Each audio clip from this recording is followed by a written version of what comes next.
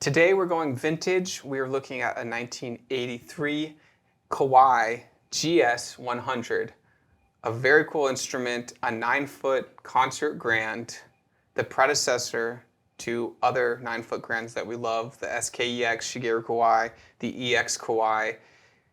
This is the GS-100, beautiful sounding instrument. We're going to talk all about it.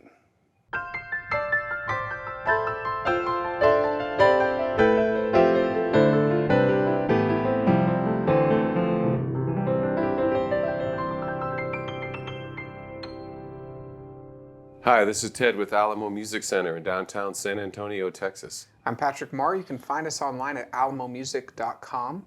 If you haven't already, please subscribe to our YouTube channels, check out our other videos, sign up for notifications, like our videos, leave us comments. We appreciate your support. We love to interact with you. The GS-100 ties in with our piano fact. I know we were talking about, this beautiful instrument. It's a 9-foot concert grand. Like let's look over the whole thing, see if there's anything unique about this instrument, see if we can come up with a good piano fact, because we like to start all our videos now with a piano fact, whether it ties in directly or indirectly to the product we're looking at. Today we are looking at the 1983 GS-100. What's the piano fact?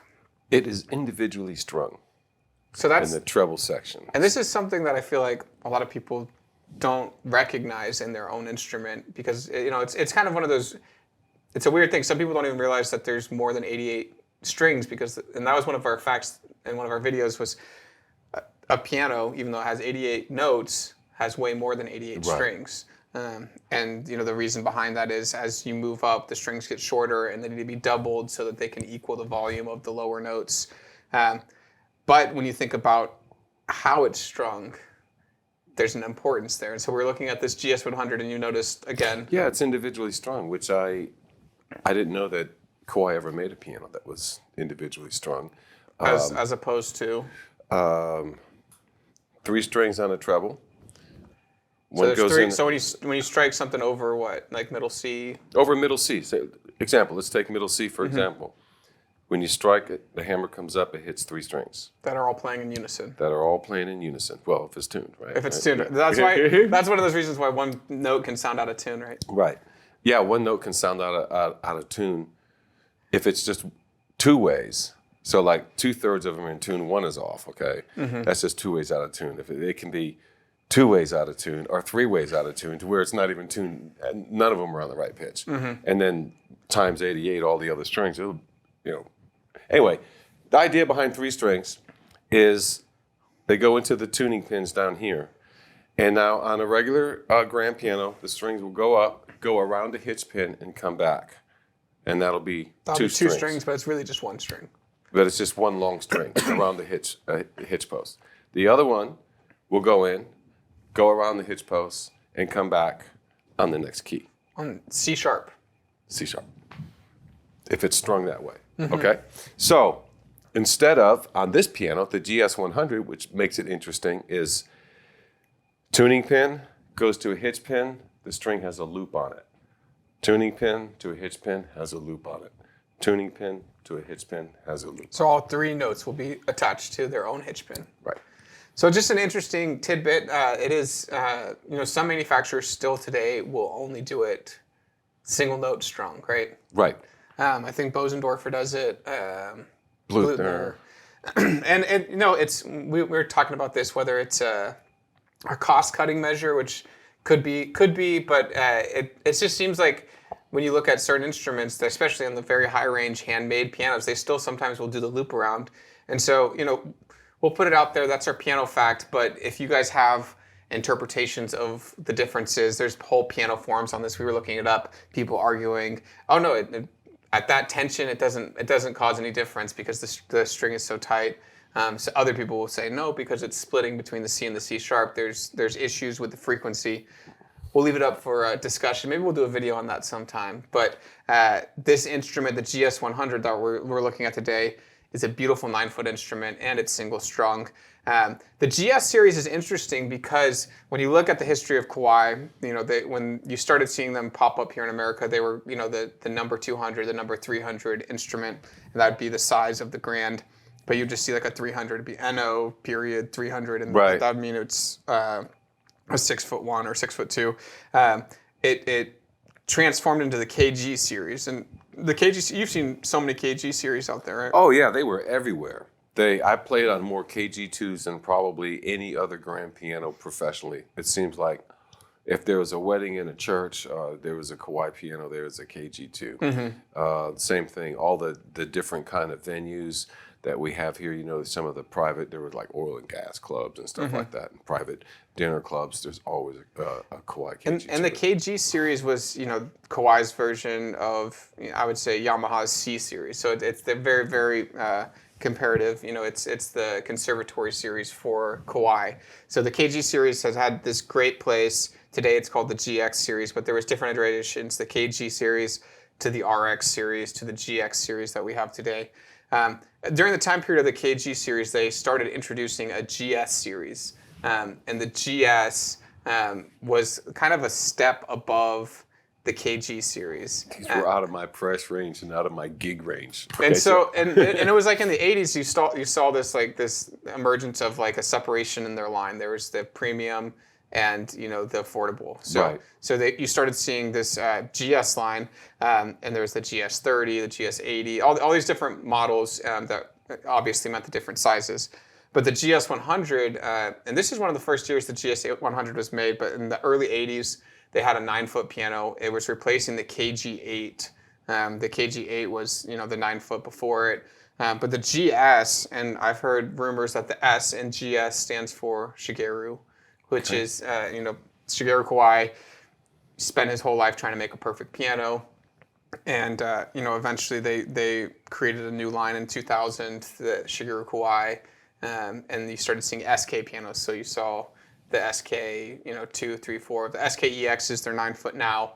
And, you know, we have one here. We have one at a couple different of our stores. Incredible Beautiful instruments. But this, you know, this was kind of the beginnings of, hey, let's start experimenting with a really nice 9-foot instrument that can keep up with concert pianists of the time. You know, in the 80s and 90s, you saw a lot of Baldwin SD10s. You saw very high end. Competitions were fairly limited in the choice of pianos in the 80s. I mean, you had Steinways. There was rarely a Bosendorfer there, but there was almost always a Yamaha.